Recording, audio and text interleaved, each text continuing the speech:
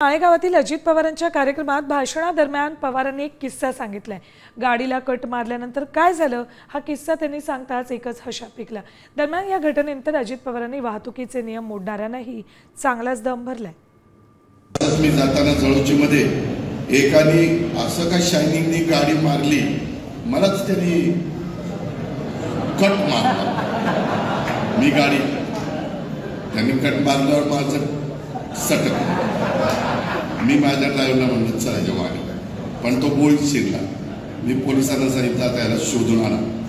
पोलिसांनी आज मला तिथं त्याला दाखवला, त्याच्याकडे लायसन्स नाही, काही नाही। म्हणलं का रे बा, कशा करता तू असं वागतो, तुझी चूक होती का रे? होती।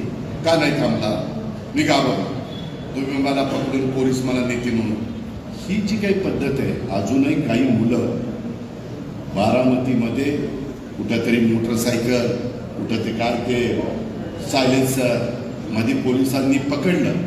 मी पोलिसांना पण सांगतो, तेही ऐकत असतील, त्यांना माझी विनंती आहे, तो कुणाचाही माझ्या जवळचा असो लांबचा असो, तो बारामतीकर असेल किंवा बारामती शहरामध्ये तो नियमाच्या पेक्षा चुकीचं वागत असेल तर त्याला पकडायचं आणि रीतसर जी कार्यवाही असेल ती करायची, त्याला सोडायचं नाही।